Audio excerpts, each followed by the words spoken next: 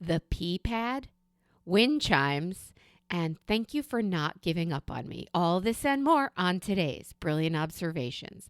Do, do, do, do, do.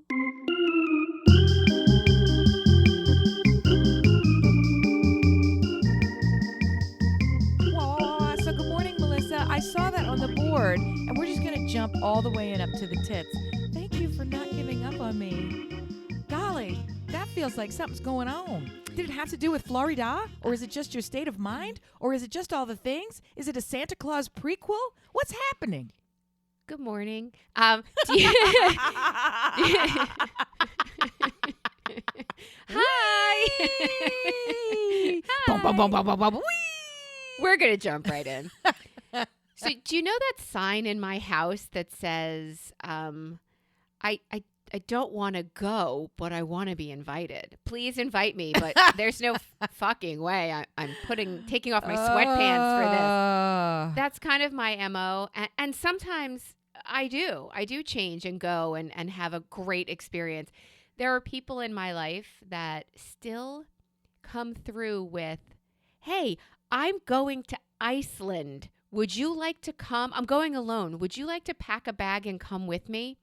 Mm-hmm. Yeah, I fucking want to go with you. Yeah, I absolutely want to go, but I don't need a hot dog that bad. But I've got a lot of shit I'm juggling here, and my husband has made sure to put my mental sanity as one of those things on my list. So I have a very sick friend. I have parents who are getting clinked up soon. It's not just the number of things, it's the weight of the things that are on me. And I still want my sanity to be one of the things that I'm trying to maintain and juggle. And my husband's trying to make sure that's a thing. So when he walked by and saw an email or a text that I got from my girlfriend, Anya, who said, I'm heading to Sweden to visit family, but I think I'm going to stop.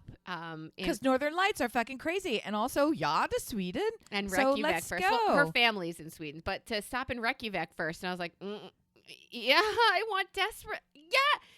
The fact that people still reach out to me after I say, oh, no, 1,000% of the time, I am incredibly grateful. Okay, I'm just jumping in. I don't have time. I'm grateful. For this. I don't have time. Don't give up on me. One of these days, I promise you, I will say yes. You have, and you are right now. Here's the thing. Yeah. Okay. Yeah. I'm cutting you off purposefully because it's book tickets time. You're going. You're going to Sweden, and you're going to Reykjavik. She's there now. I missed it, but what is wrong with you?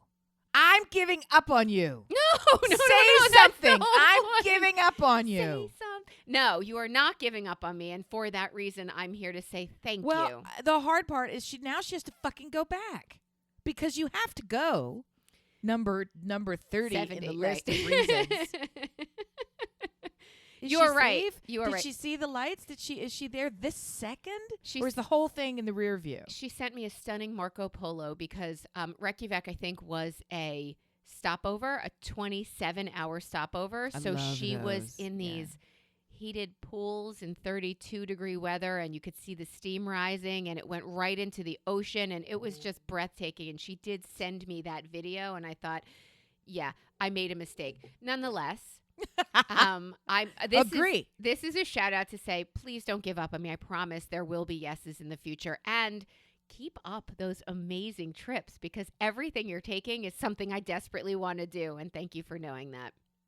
However, she took this trip when I went to Florida to talk to my parents about assisted/independent/memory ward living. Yeah, so it's like, did you want to go and do something super fun and soul fulfilling? Yes. Or do you want to have the cumulative weight of responsibility choke you slowly into unconsciousness in Florida? Which do you think feels like a better? It sounds like you understand the assignment perfectly. I willingly choose daughter option. Fuck. Okay. Yeah. That was dumb. I totally get it. I made a mistake. I make them all the time. You made the right choice. The right choice always sucks. So how was Florida?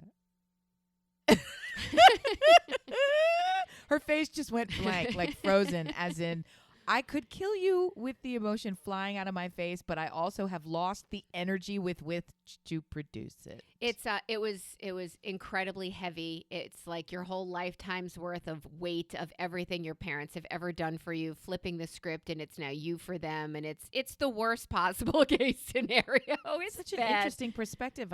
I wouldn't have framed it that way. So I say more. Yeah, so your parents' role in life is to take care of you and to make sure you are safe and to set you up for success. Now that is their children's job. And since they have 3 of them and 2 of them care about them and one of them was there at the time, I want to make sure the choices they're making set them up for success and potential happiness. And they are in a place that they love, but they can't really keep it up the way they are. It's becoming heavier. I'm not the first person to talk to their parents about, I don't know, maybe you have this coming up, taking their car away, taking their independence away in any way, shape, or form, and going down there and being the parent to the parents. Well, first you have to, here's what I discovered. I might write a book. You have to sneak in, sidle up like you are a teammate. That is how it has to start. Okay. Like a teammate. You have to say, we're in this together. Well, you are. I don't feel like that's duplicitous, but okay. No, I'm not saying it's duplicitous, but it's the first stage of how you can finally, in the end, say, this is not what's best for you. I'm watching you and your partner do this, and you can't do this anymore in this space. You know, it's a really good space for that. Someplace where someone else can make sure you're moving by 10 a.m. If they don't cross a threshold in this one place we're looking at by 10 a.m., swarm. It's like Uncle Leo stealing a book at Bertucci's. One's a pizza place, one's a bookshop. I don't remember. Look, it's a good move for them, but they're also moving, and I desperately want your help for this. I did reach out to 2 listeners this past week. They have collections. I've asked you before, what do you collect? And you're like, not much. And then I have a whole house full of them. I'm just and then you're like their collections. While talking to you, you're like this. Let me open this crate of palettes and see what. I don't collect anything except for everything. I have a collection of collections. Yeah. Okay. Do you know what Royal Doulton is? Oh, I certainly do. You know their huge Toby mugs with hand-painted faces? I grew up with, I would say, 300 to 400 of them staring at me as I came in late for curfew, I love a good Toby mug. Wow. Well, I'm inheriting 300 to 400 of them. Okay. So my father's answer, one of the reasons we're going to this independent living, the main reason, said, I could do a yard sale, but if some asshole, this is what I'm dealing with, if some asshole says, I'll give you $20 for the Native American Toby mug, I would rather take a fucking hammer to it and sweep. I agree with that fully, and that's the risk, right? And I am dealing with this on so many levels. My family is in a very similar situation, and I am drawn to this kind of content, so I have a lot of it loaded up. I also fear that I have a touch of the hoardism. I super don't, but sentimental hoarding, I think, is different than give me the newspapers. Okay, let's hear. Well, I have a cultural touch of it. I have an inclination towards utility. I like that you said cultural because I really do think that's part of it. Go ahead.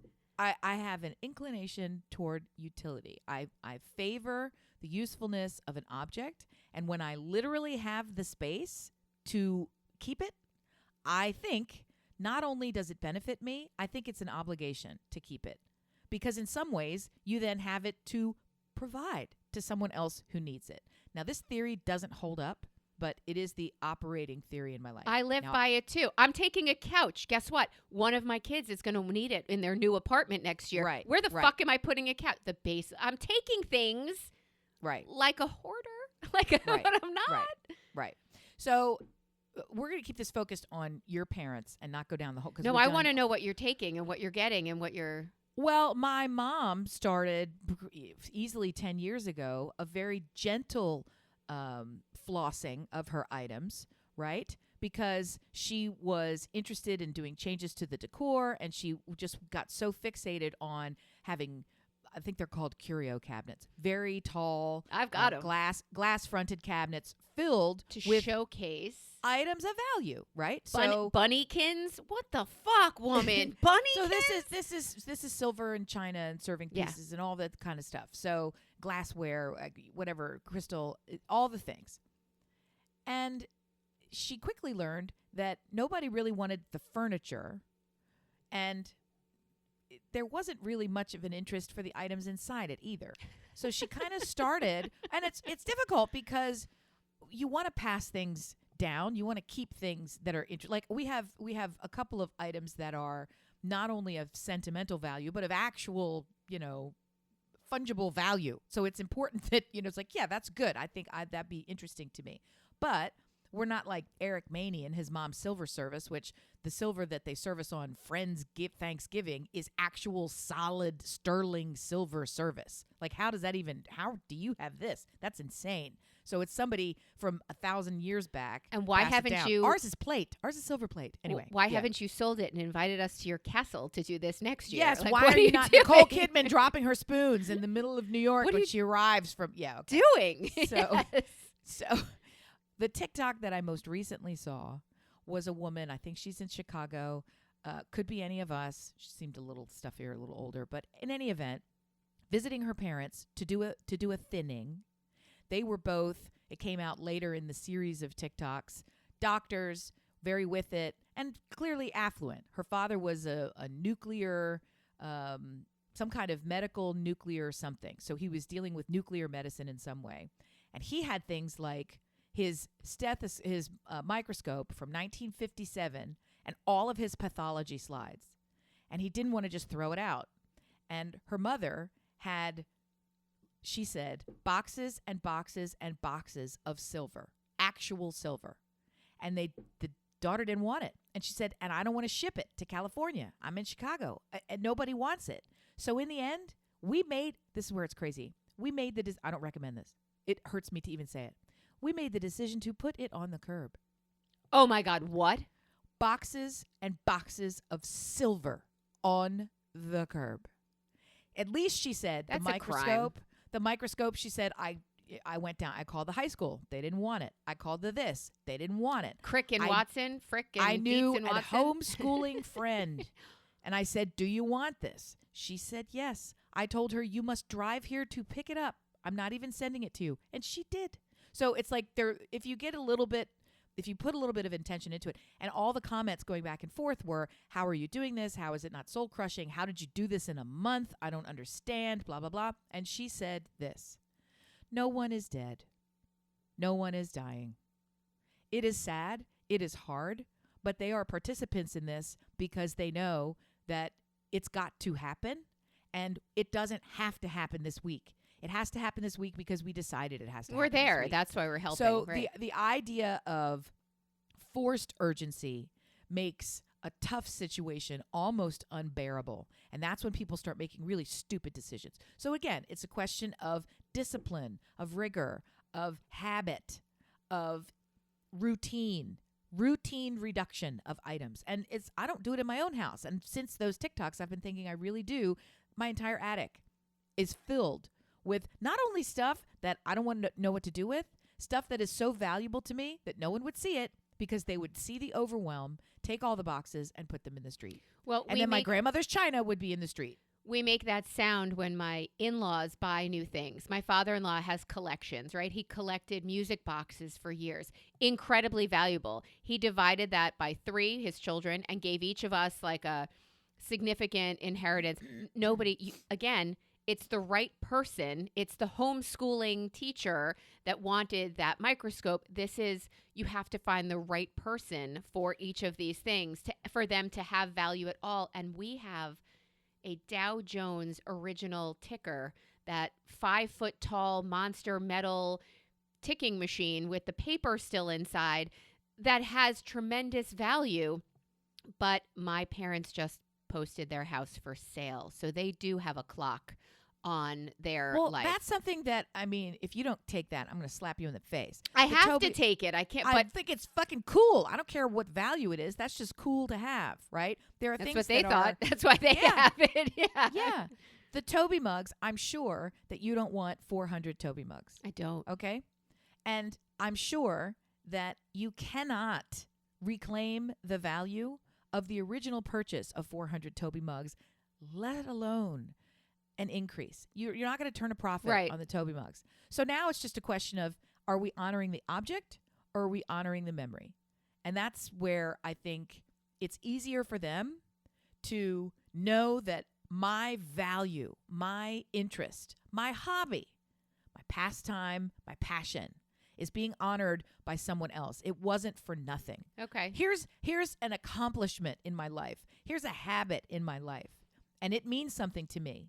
So to put it in the street, to put it in the garbage, to know that it is valueless to everyone around me is another kind of mini death.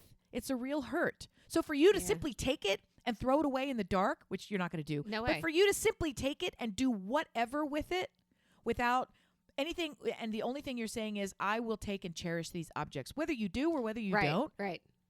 that's a mitzvah. It's a That's a yes. gift. It's a peace of mind I'm trying to give her. So I went on eBay last night just for funsies to see what one of these 400 faces means. I First saw of all, those mugs are so fucking cool, by the way. And you can't find them anywhere. I mean, Oh. I'm sure you can if you I look. but- cannot not find them at this point. They are in every cabinet, in every curio, in I every. like the sailor ones. Yeah, they're very cool. There's also Anyway. a series of the 13 colonies, and they had. Oh, wow. So somebody bought 12 of them from one, and they have one left. They had one that was missing. So somebody is missing the one that I have, and they're looking for it. So they're like my grandmother used to say, there's a lid for every pot. She was talking Indeed. about the weird kid in your class and how he will find someone, but it fits here too.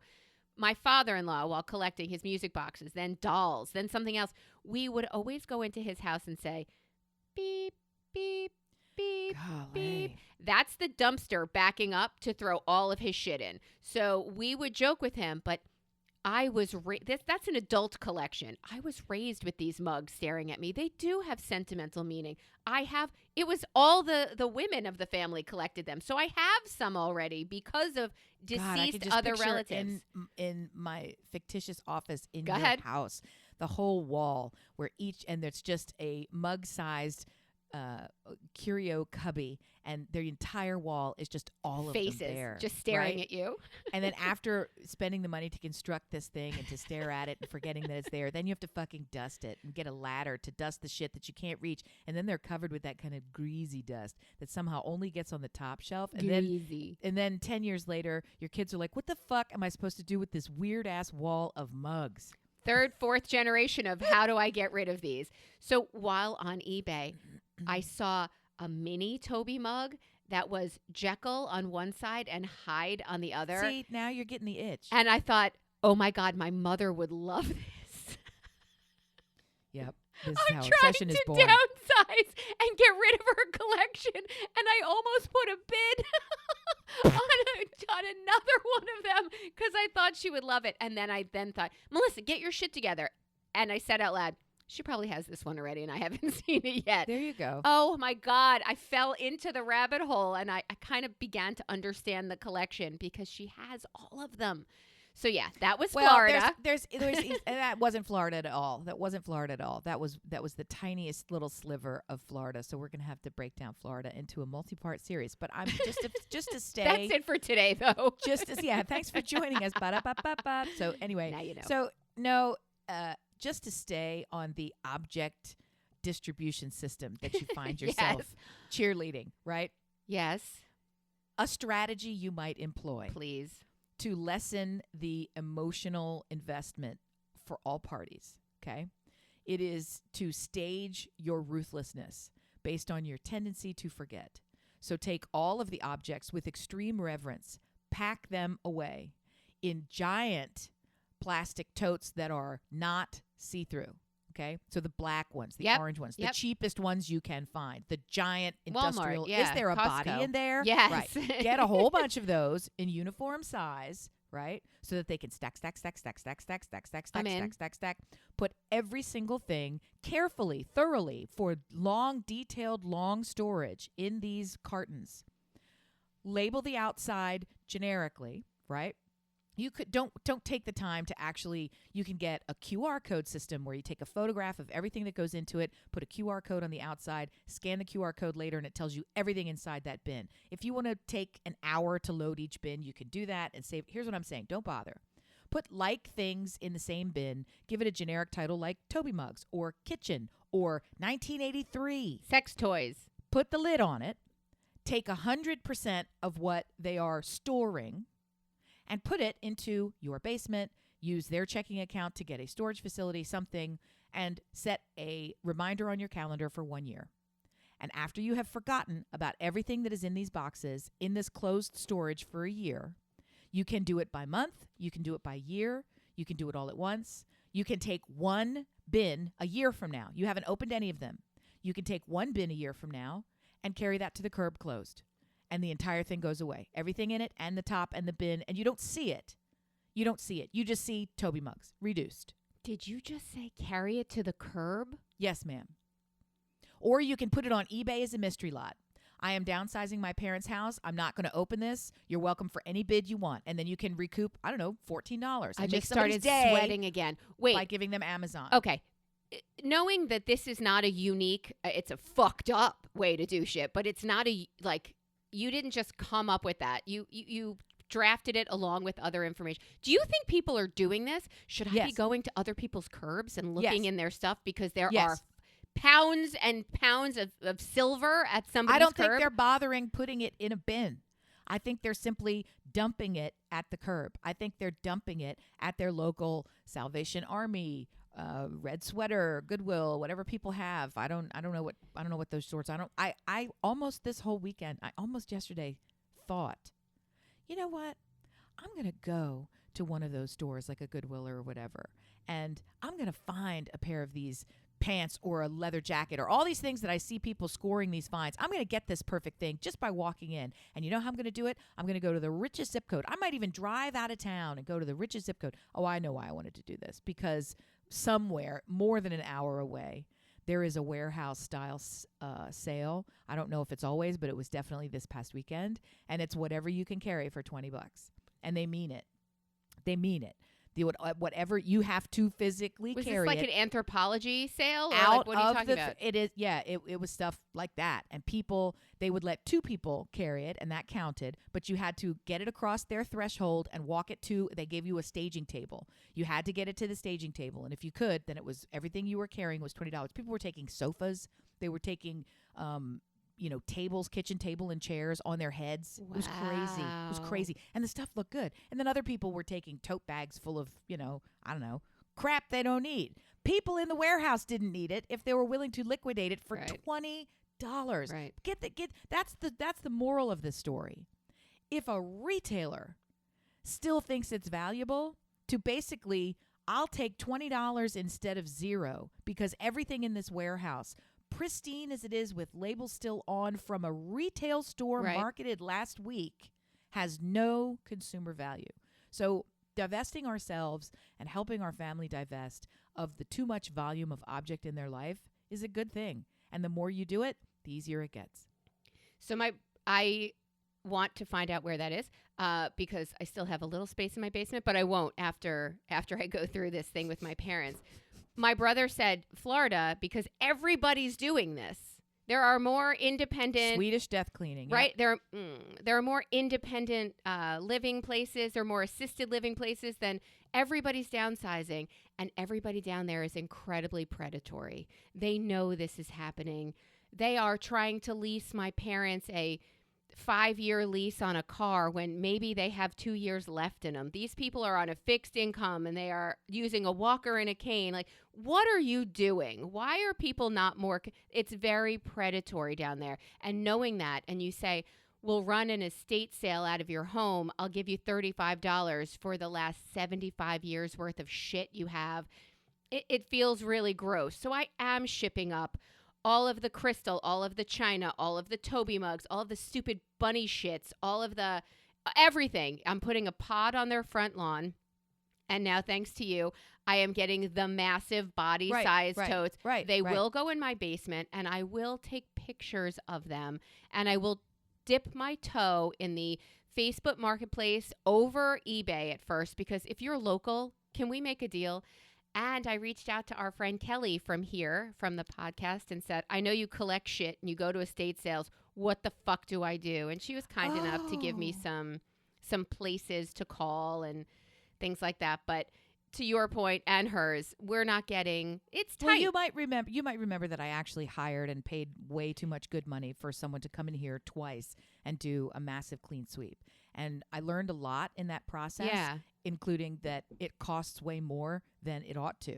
So they earned their keep. They earned their value, but it's more money. But you have people in your life who love you enough to do this very painful work for free. And here's where I'm going with all of that knowledge. I'm reminded of this woman in Chicago and her parents, the doctors, the whatever. She said another reason that we're succeeding at this is because I brought in a third party, a neutral third party. So we are in my childhood home. They are living in it. They are downsizing. They are moving. Nobody's sick. It's not urgent. It's just really, it's time. We're doing it because it's a smart thing to do. Okay. And to keep us on track, I picked a friend of mine who did not grow up with me, does not have sentimental memories of this place or of me. Yeah. She would pick any room and start with any object and force us to, like, we're doing this now. And it didn't come with, that was his shirt or that was her baby blanket. Meaning. No, she's like, do you need 9 spatulas in your condo? Do you need 9 spatulas in your home with 2 people? How many spatulas do 2 people need? Right. So at a certain point, you can do a real quick top line thin. Right. And That's true. even now, you're making a face that says, I know. But those spatulas are like ribs in my body. Like, why are you attached to the spatula? That's where incident? I learned. That's how I learned to flip a latke. That came from Bessie's. It went to Nana. It went to my mom. And I have a Haroset chopper from my husband's family. It's glorious. a chopper and a wooden bowl. Do you bowl. have 9 of them? No, I have 1. Then you have no problem. Okay. You don't have a problem. You have 9 spatulas. You have a lot. covetous memory. People can be so profoundly touched, moved, and jealous of you for that special memory tied to an object that you can hold, right? It's better than a photograph. You can use it to create new memories with others that are all connected generationally. These are perfect artifacts. You just don't need 9 of them. That's the difference. That's it. Super simple. So go and select the one that for whatever reason on whatever day is most meaningful to you. And then the question is, now what do we do with the handful of others? And if they don't have, for Toby mugs, they have more than they need. Curb. Here's where I was going with this. It would also be great if you have the means, if you have the time, energy, interest, if there's no other reason to prevent you from doing it, do the good deed of hiring packers to literally pack everything under your direction. I'm packing this for transport and storage. I don't want anything to break when it's moving, and it's going into long-term storage. Pack it that way, right? Doesn't have to be crazy overpacked, but do that. And then have it shipped to your basement or wherever the pod's going to go. And then have a packing party where you call 3 or 4 friends. Yeah. We open up a bottle of wine, box of weed, whatever the thing is, and we decide set a timer and a target. We're going to open 6 boxes in the next hour. We're going to open as many as we can in the next 45 minutes. We're going to do something, open it, sit with the memories, look at the objects, and once we've experienced that memory or processed it in another way, those items get permanently housed. And a permanent housing solution is the trash sometimes. So you go through it and you thin it and it's it. Or you say, I was given 3 options when the organizers came into the house, right? You're either going to keep it, you're going to donate it, or you're going to sell it. Yeah, keep it, donate it, sell it. And keep it, and that was it. that we had a sorting process before they did anything that's with fair. it. That's smart. 3 piles. Keep it, donate, sell it. And the sell it was the one that was confusing because I'll get to that downstream. Keep it, they put in a pile for me. Donate, they put in a pile for them. They brought the bags when they left at the end of that visit. Love that. 100% of it left. It left. If it went to the donate pile, and it Never saw it again. Never saw it again. Perfect. It left the house. And then the sell it, they said you're only putting something in sell it if you're going to be able to just get rid of it within a month. If you can't, if you're not going to sell it if you're not going to sell it within a month, if you haven't sold it in a year, if you're not going to have the yard sale, then it needs to go into either keep it or sell it. Like, she didn't have any emotional attachment, but she's like, you have to be ruthless with your expectations. If you are not going to sell it, you're just storing items you don't want. You're paying to keep things you couldn't sell, and so why are you not throwing them out? You're paying to keep garbage. If you don't want it, it's already something that's garbage. I've done that. I've done that for a very long time. Right. So and friends can be helpful with that. Turning it into a party can be helpful with that. But it sounds to me like the visit was not about their stuff. The visit was about their lives and where they're going to go and what they're going to do. And are they resisting? The part that was curious to me was how you framed it, almost like I have to sidle in as a teammate and then somehow be the enforcer. Like, are they not on board with, we're ready to move, we just don't know how? We're looking for your help and support? Or are they basically like, we're not going anywhere, fucker. Okay. Sit down and eat your greens. I think it's choice B. They are looking for support. So I did here's your here's your guest bedroom. Let's just go through the drawers in here. Like, I was there to give the nod to the place that they found that they liked. Yes, Mom, I think this place looks great. And also to say, I know it seems overwhelming because there's nobody around and you're following this man with no memory around and trying to make sure he doesn't put his hand on a hot stove. However, I'm going to help you thin this situation that is wildly overwhelming. So we already did 2 bags to the curb and 1 bag donate, and I took a few things back with me. But I did look through the stuff that was in the break front, which is, dear listener, a curio cabinet that's in the corner of each room, but spread across the wall. It's the whole wall. It has consumed Stranger Things style. It has begun to sprout. Yes, tentacles. It expanded. So there was always china in there that I always wanted, never touched. They never touched it. The generation before never touched it. And I brought a girlfriend down last year, 2 years ago. She saw it. She's like, ooh, that camel china. I'm like, look away. That shit's mine. If I could fly home. She went to go buy me 1 cup and saucer just to know that it's coming in the future. Like a really thoughtful That's friend. Lovely. Yeah. She said, I couldn't afford it because it was too expensive. And that's something I don't want to sell.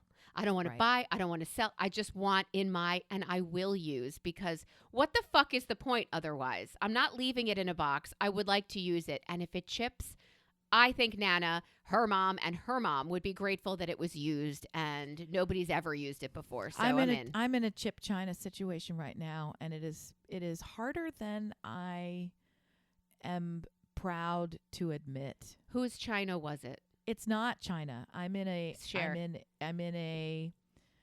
when Brian and I got married. Brian! We did not choose a China pattern okay. because there's lots of dishes and plates in my life, as you maybe have heard earlier in this podcast. We chose something called Vitri, I think it is. It's this very heavy Italian, almost terracotta coated in ceramic or porcelain or something, hand painted. You've seen it, right? It's a whole style of shit, like saying Le Creuset. And I don't even, we had it and we used it, and they're heavy and they're hard to wash and they're fun and they're beautiful, but they were of the moment, and we outgrew them. We outgrew that, and we outgrew the service that we asked for, right? It was Dansk. So those things went into the corner, into the cabinet, and then I got a wild hair and I bought all white, and I have since been all white all the time from West Elm, and they're very funky, and they're, from all the different places, and some are from Portugal. So I have everything looks like it's one continuous set, but it's just been built and collected over a lifetime. I love that. The more that people live and eat here, and the more comfortable we are with using every possible dish and serving container that I have and making it a part of who we are, we're rough. And in the past year alone, things have chipped so that there are fewer dishes and cups and bowls, and glasses literally crack in your hand and have been thrown out. We go through probably one a month, just gets broken and thrown away. And it's by mistake, by accident. They're a little bit on the, fragile side. Delicate. So, yeah, like me, delicate. So I now have fewer unchipped service than I do dinged and chipped and whatever. And it's at the kind of place where I'm at the moment where I should probably just gather everything up, right? Dump them. Because the time was when I would chip a plate, I would throw that plate away. I would do that for a long time. I did that for a good 5 years of this new everything white service. If it got chipped, if it got dinged, marred in any way, cracked, somebody put it in a microwave, they shouldn't. It's got that little line, that little fissure in it. Yep. In the garbage. And I had so many I didn't have to immediately replace them. Well, and then I had children who leave them under beds and throw them off 6 pounds of cheese streetcar, later. Yeah. Whatever the fuck. Right. So now we regularly will get to the middle of the week and there's not enough forks in the drawer. There's not enough bowls and dishes and cups. Where the fuck are they? How and who and who? So I keep looking at it and thinking, do I go to Reykjavik with my friend and see the Northern Lights? Or do I replace again this thing that I touch 3 times a day, every day, that brings me joy? So I'm balancing all of that stuff and the value of, is it a thing? Should I look at all the books that are in my office. We literally built-in bookcases in 4 rooms. Actually, more than that if you count the bedrooms, because every bedroom has a built-in bookcase. So we did an inordinate amount of bookends in this house. They all have a window seat with a bookcase in the window seat. I love that. There are books everywhere. We don't read these books. My husband has a habit, and he quite proudly will tell you the Japanese name for his habit of buying more books than you can read. Like it's like walking in the woods is called woods bathing or something. And it's stupid. It's like, stop buying the books that you're never going to read. Books are not decoration to me. They're value. So I've got books here that I've read, books that I'm never going to read. Where's my black tote? But I like a room with books in it. Are these my Toby mugs? So this is a long walk by saying when the china gets chipped, it means more than when the china gets chipped. It's not when there's a mark in the drywall, let's patch that drywall and paint over it, right? When the china gets chipped, is it a mark of pride? Is it a memory? Is it sad? Is it happy? I haven't resolved it. And I'm putting a lot of fucking narrative energy into a plate from West Elm for $8, for fuck's sake. So I don't want you to take this time with your parents and anthropomorphize, wrong word, and to transmute all of the energy of your relationship with them and their relationship with each other and our communal relationship with life and death and turn it into a mug, right? So in some ways, making the mug a fucking mug it's a lifesaver. It's a to gift. yourself. Yeah, it's a gift. Because it's like, myself. this is just a thing. mug. It's a this thing. This is not my dad. This is not my mom. This is a piece of fucking porcelain that is cute or not cute. This is something that I could buy next week, right? The fact that he touched it doesn't make it special. The fact that he's my dad is what makes him special to me. The fact that she's my mom is what makes her special to me, or not. So, right? So to the degree that we can divest ourselves from the emotional attachment to belongings, right? It's a very Swedish thing. It's a very Japanese thing. It's a very loving thing. It's a fucking hard thing to do when you're a Jew, when you're an Italian, when so much of your life is poured into, guess what this object represents to me, child? It represents the sacrifice that I made to give you a life that I couldn't imagine for myself, right? So you're going to honor it because I did. And that's, the people on fucking HGTV don't get that part. Right. So that's very true. So it's a fucking big plane ride down to Florida. Well, it's the first of many to come because, like I said, they're listing their house and they have to be in the new place by the first of the year. Jesus. Or they lose their deposit. It's a whole mess. But I feel guilty for having hijacked the first whole half of this show. And I will follow through with this. This is interesting. This is why people tune in. They knew you were going. Well, your segue of generational gentleness. Well, it is cute because I've been watching, unfortunately for me, yeah, so much weekend football. we've stumbled into just the worst era of my life. It's a season. Let's just say it's a season, I'm a reason, a lifetime. It's a season. We're here. I don't love it. So anyway,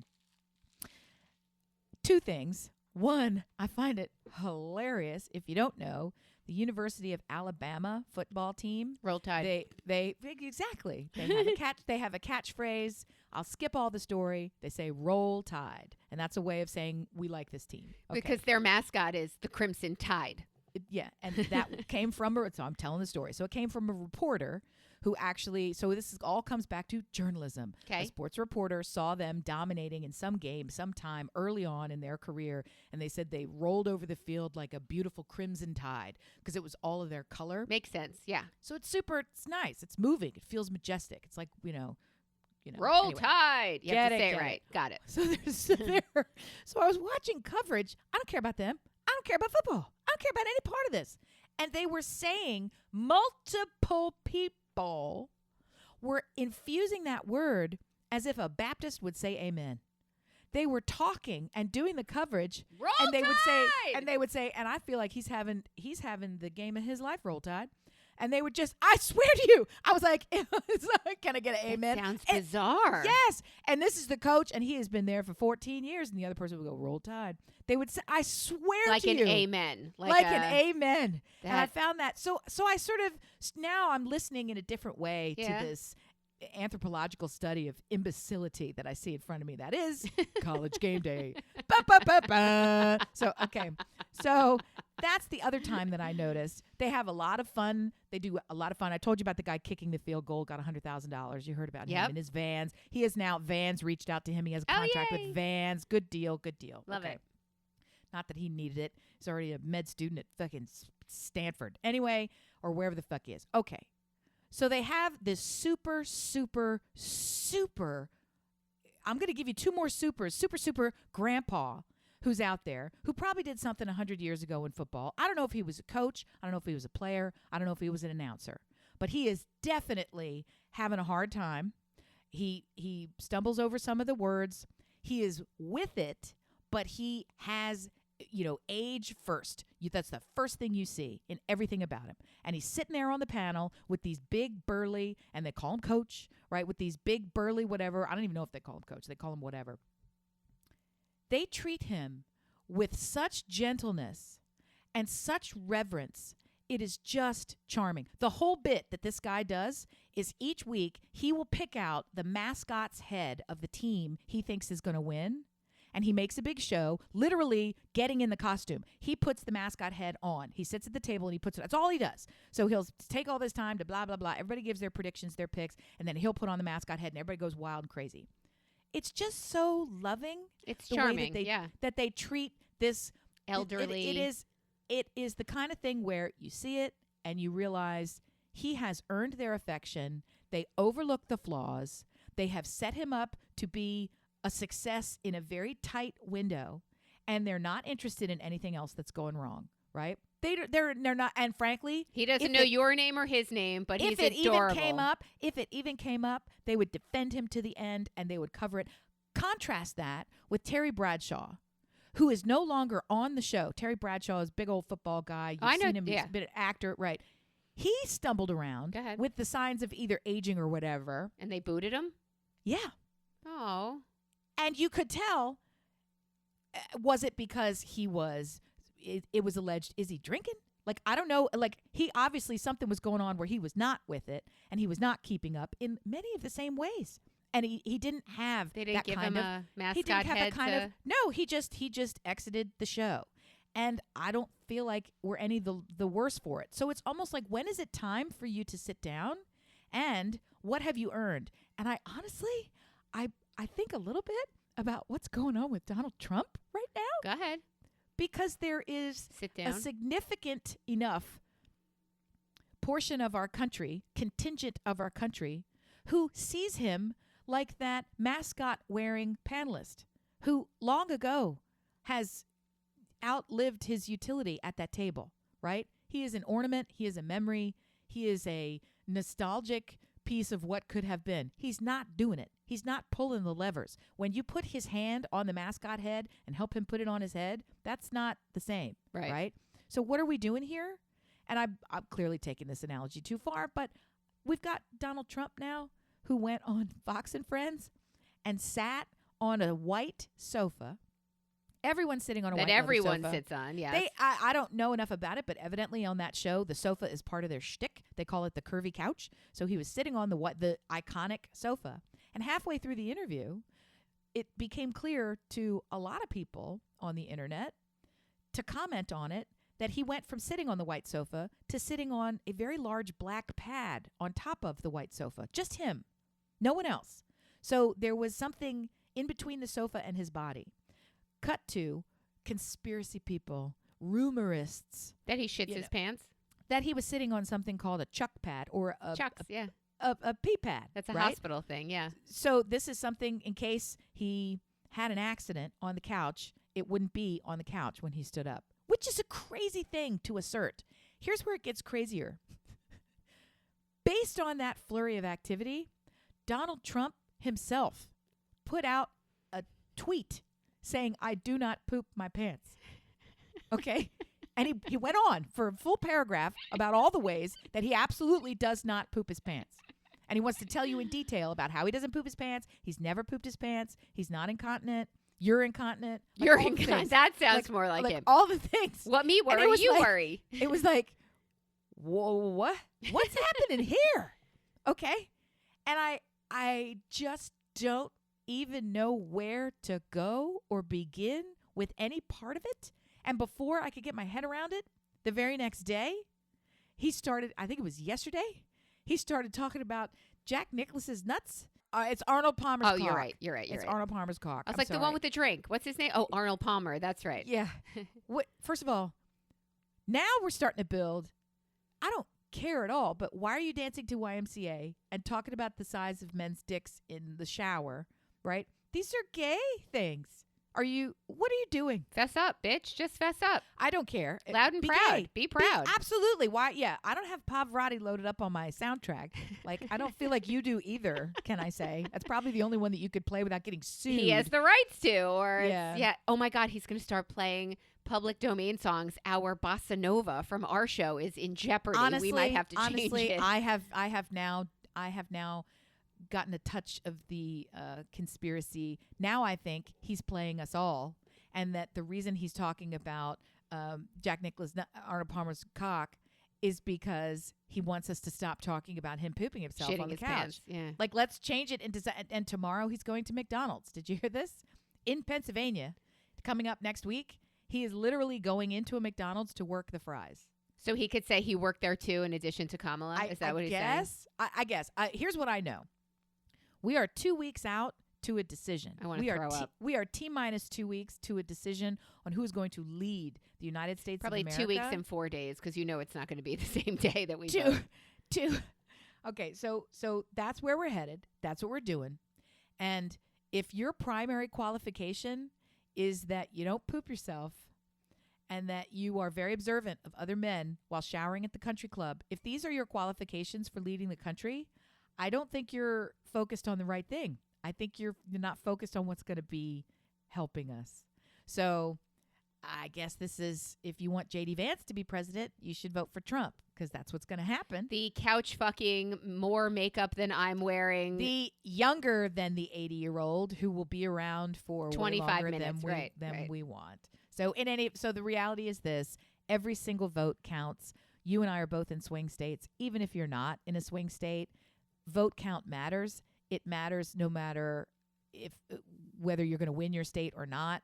It matters. It matters. It matters. Request an absentee ballot. You can still get it. Vote early if you're in a state that you can vote early. Vote. And I'm going to come out and say it, because if you listen this long, you're okay with me saying it. Vote Harris Walls.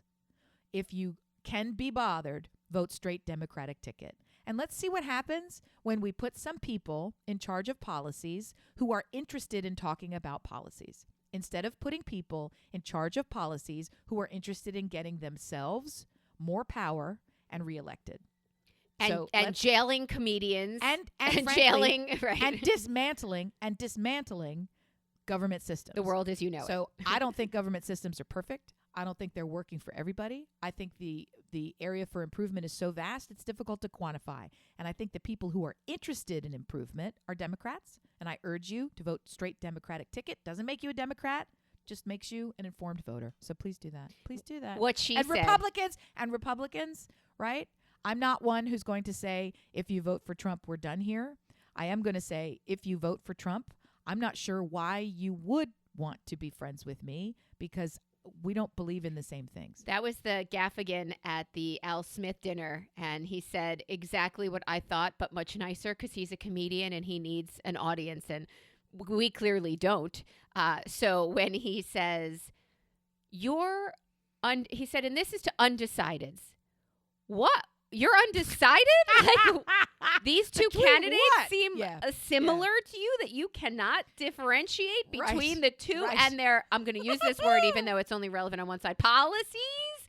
What? So I said, like, my answer only at the dinner table was, undecided, kill yourself. I cannot handle somebody who cannot see the difference. You don't know?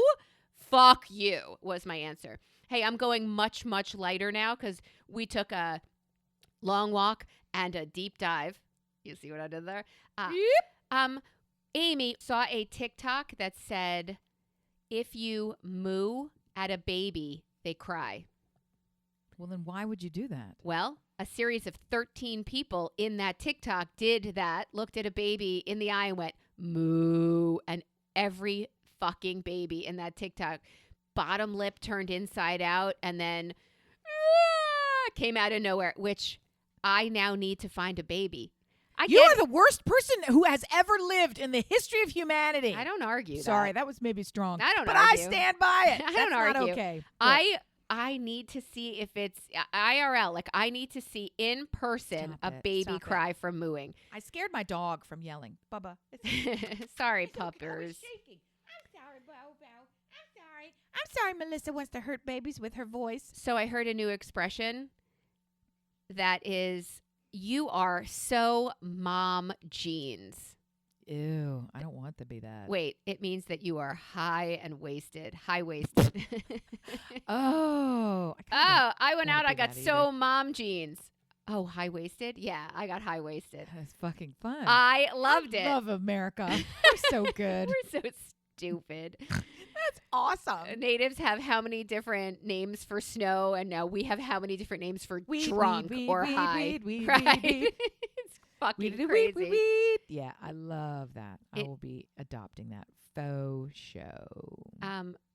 Dairy Queen creamy dipped tenders. So glad we got to this. Dairy Queen shouldn't have food. They should only have ice cream. Stop it. I fully endorse and defend. I love Dairy Queen. Bullshit. I love Dairy Queen. Yes, for a dipped cone or a blizzard or... No. They have Texas toast. They have those big old carnival style fries where you bite them into them and they're so covered with grease on the outside. They go... They're delicious. Dairy Queen? Disgusting.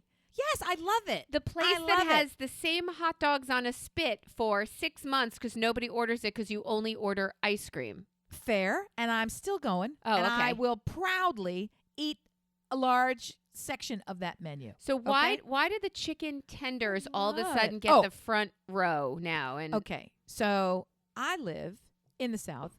Go team. Roll Tide. So Amen. Roll Tide. Chick-fil-A has launched a new sandwich that it's a bridge too far for me. It's a bridge too far for me. It is the honey pimento cheese chicken sandwich. Their original chicken sandwich is a pressure-cooked, breaded fried chicken sandwich that they have pre-brined in pickle juice. And they serve with pickles on a buttered toasted bun. It's actually a delight.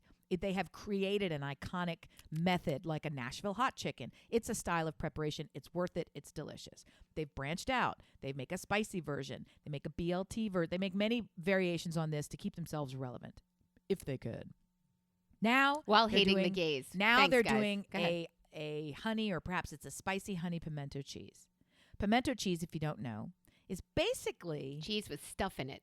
It's if you could start with shredded sharp yellow cheddar, right? I have to say yellow because in a lot of parts of the world, cheddar has to be white. In other parts of the world, cheddar has to be yellow. This starts with that orangey yellow cheddar, sharp, Velveeta-ish.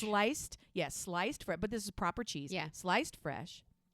And then it's mixed together with, I'm going to say the word, a little bit of mayonnaise, just a little, to hold it together like a paste. So you're making a spread out of shredded cheese. Okay. And you mix in roasted red peppers, diced small, otherwise known as pimentos. Okay? Those three things, plus a combination of spices or salt or pepper or your grandma's secret mojo, all the things make fantastic pimento cheese. You spread this on crackers, on toast. You dip into it. It's like a loose cheese ball. It is a delight. It is worth eating. It is yum, yum, yum, delicious. Chick-fil-A is now smearing this shit on a hot chicken on a roll and drizzling it with honey. People have long done this on biscuits. You can get this at Biscuitville. It's kind of a thing, but hot pimento cheese in me, no. People will make pimento cheese grilled cheese sandwiches. I find those to be an abomination. I don't need hot mayonnaise. Why do I have to say sentences like this? I mean, Jesus. So they've launched it. We're watching football. We were watching the baseball game and crying over the Ecclesiastes or whoever the fucking new Indians are. I forget what they're called. The Guardians, and they're done. So yeah, moving on, because the Yankees. It was really hard. Fuck you. Going up against the Yankees, you're lucky you got one game. I was with. You remember all of the excessive connection and nostalgia we were layering on plates. This very, very dear friend layers onto the Indians because she grew up her whole life watching games with her dad, and he has recently passed. And so this would have been the pinnacle. And can we just fucking make it to the bigs? I know we're not. Can we just? So it was really, all right, now really, I feel badly really for hard. telling it you was to really suck it. hard. So we were pulling for them and watching them, and every time, and when they were neck and neck for so long, and it was a painful game, and baseball's boring anyway. So you tune in to the chicken sandwich commercials that come up. Okay. So we were discussing how gross this was and what could we do. And sure enough, there's something grosser. Dairy Queen pops up. And I swear to God, you must Google this. You must find this for yourself. They are selling something that looks like vomit. Okay? It looks, and I dare say must smell and likely tastes through the like TV. Vomit. Yeah. Okay. Picture a chicken tender from Dairy Queen. So nothing. Very large, bumpy, brubbly, a large piece of 2 fingers of your hand shaped like a piece of breaded chicken. Okay. So you get the thickness, the girth, all the rest of it, the bubble, the brubbly texture, how it's bumpity. The coating. So you fried it, right? Now drop that whole thing into milk for some reason. No. That has also red speckles in it. So when it comes out, it is both fried and smeared with some sort of mucal membrane and speckled with what looks like blood. I swear to you, it looks like the dog threw up something, and you can't identify it. And that's what they're marketing in a bowl as their creamy chicken tenders. Even the name, I don't want it. I swear to you. It's so gross looking. Later, when you ask me where I tuned out, it was the mucosal layer. It is so horrific. I can't even imagine being on the photo shoot and thinking this is a good idea. I don't know who art directed this thing. First of all, it goes so deep. Who approved it? Who had to taste Dairy it? Queen's who for thinks ice cream. It's marketable? Oy. Their chicken is not a problem until today, and they have jumped the shark in such a strange. I can't even tell you.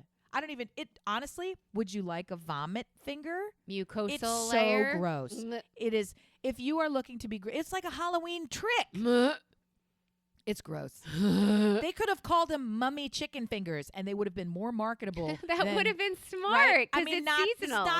This is not hard. You Figure test it out it seasonally. out. Ugh, that's so fucking gross. Super disgusting. I They lost credibility in my book. They lost credibility. Dairy Queen, you as my husband, God bless, as my child, gross. As my as my child said last night, and we all laughed and laughed so hard. His job right now is selling cars. And when people get really, really mad because they're asking for something like, I would like to buy this car for 13 cents, like something that no one can do for you. And they're like, you're going to lose this sale. And he's like, okay. I mean, it's like, I lost it anyway if I give you a car Yeah, for 13 cents. like, so I'd rather have I'm my gonna job. lose my job. Right, Yeah. right. Like, asshole. there is no sale. Like, okay. Oh, you Thank pressured me into Thank it. you for knowing. Thank you for yes. That's right. That's how this business I'm works. I'm withholding giving you a $40,000 vehicle. I'm not going to sell it to you for $100. Like I don't know where you even in a garage sale. I don't know. My bad. I don't know what you think. Even on eBay with Toby mugs, go fuck Right. yourself. Right. Take a They- hammer to it. Right. So Dairy Queen, you lost my endorsement, Dairy Queen. Oh, peanut. Oh. I think they'll survive without No, the- they're meant for the ice audience cream. of one. I It's really appreciate good. It's you really wanting good. to expand your menu. I do. I appreciate that because you know you've got a good thing. And if people are coming in for the ice cream, hey, maybe they're hungry too. Don't do that. Don't do that.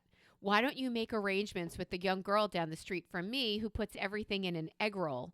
And that way, all you have to do is have a cute little fryer next to your ice cream maker. And that way, I don't want to keep doing this, but I got to do it now because I don't know where you're going to cut because everything I think has been really good. I'm episode. keeping everything, which is why I'm leaving So- stories off the board. We'll leave good stories till next week. Yeah. But this one I got to tell you, and then we'll come back to it next week. I went to a pig pre-cook. Went with a friend, the friend Okay. who ended up here when we watched the baseball game. They do this whole it's a competitive cook-off for charity, and they're so organized about it. They did a pre-cook to test it as Love really it. an excuse for another social. So 30 people gather at a house with a massive smoker, brisket, chicken, ribs, wings, everything you can think of, 2 and 5 different ways, a million sides, all the stuff.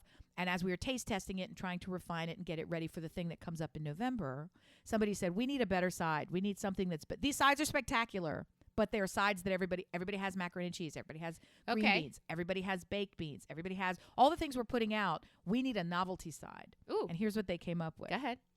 Kugel. Go ahead. Shotgun shells, right? And it's basically a chopped jalapeno popper, right? That you mix in with a little bit of your smoked sausage that you're selling, and you wrap that in a wonton crisp, Pimento cheese. deep fry it, Oh. and hit the top with a drizzle back and forth and back and forth and back and forth of nacho cheese. Wow. And we were like, I don't like this idea of shotgun shells. What can we do? What can we do? Well, Greensboro is named for Nathaniel Greene, and the big giant statue of him in town is he's standing there with his big long musket. And we have a brewery here in town, which is Natty Green. So everybody kind of gets it and knows. So we're going to call it Nathaniel Greene shotgun shells. That's a pretty good side. That's definitely a unique side. I don't think my Jewish bowel would like it. I will tell you, but that sounds fantastic. Anything that's in that crab rangoon appearing sort of shell. I think that's where Dairy Queen went wrong because Yeah. they thought we want something crunchy, meaty, but also kind of has a little creamy finish. It And has it's a like, little you jizz can't- sauce. Has a little jizzy jizzness. They're jizz soaked tenders. I and don't like that. I don't want a jizz tender. It's No. disgusting. I mean, I do, just not to eat. I don't. at I'm Dairy not, Queen. That's not my jam. I like a That's good not my- jizzy tender, but No, not no. like that. No, Not like that. no. Hey, dear listener, do you like jizzy tenders? I'm cutting nothing out of this because Amy was a Good. fucking hero to me today and helped me kind It's of all figure you. out how It's all to you. get shit out of their house. It just means I have to go back to Florida, which now is starting to give You, me the heebie you and the can go jeebies. back to Florida. You can phone a friend to go with you to Florida and have it be we're tackling Florida together. Or you can say, here's how Florida's going to happen. I am hiring Florida. Oh, And yeah, I could see that. professionals are coming in on and you can go or not go and you could honestly how the Royals do it. You could go to Florida, sit with your parents in a corner of their estate, right? All of you having tea or, latkes or whatever it is that you're going to be having, feet up, right? And you observe the help. They come and you direct and observe, and they're doing all of the work, and you guys sit there, and honestly, they're probably in a position where they can dedicate some of their resources to making this happen and should. And you are there for no other reason than to support them, and they are there for no other reason to observe the workers who are coming to manage their manor. And I don't see why you have to be lifting things. Dear It's listener, emotional weight. have you right? done this already for your parents?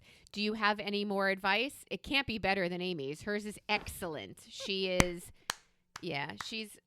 advice column coming soon. We love you Nah. guys. Thank you so much for turning us on today. I hope we turned you off, not at all. I hope you never turned us off. Are you still here?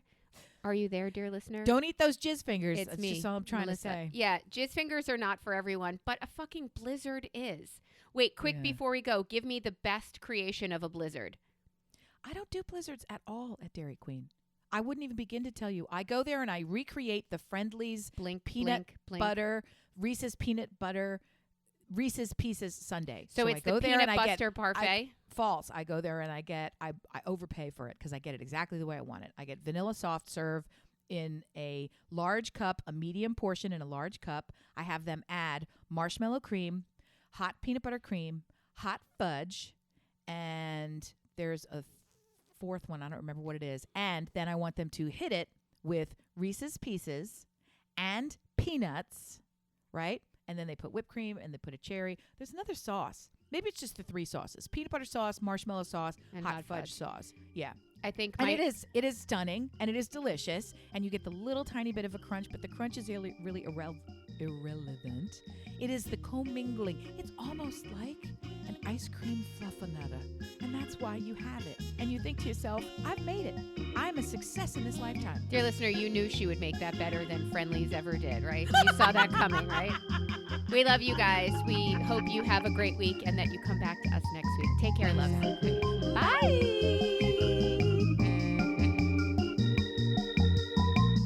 In the world?